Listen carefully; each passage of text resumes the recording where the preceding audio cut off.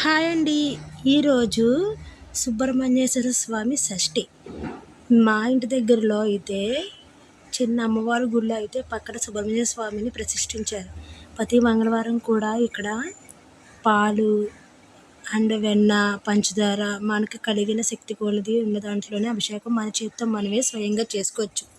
చిన్న విగ్రహం ఉంటుంది, చాలా బాగుంటుంది. ఇవాళ షష్ఠి వల్ల అస్సలు ఇక్కడ ఖాళీ లేదు. చూశారు కదండి, పంతులు గారు కూడా చాలా బాగా అభిషేకం అది కూడా చేస్తారు. చాలా చాలా జోయియల్గా కూడా మాట్లాడతారు. ఈ అమ్మవారు కొంచెమమ్మ అమ్మవారు అన్నమాట.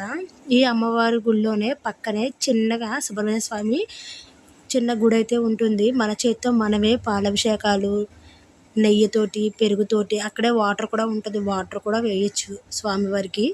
మన చేతులతోనే చిమిలిని కూడా పెట్టచ్చు. స్వామికి చిమిలి అంటే చాలా ఇష్టం అండి.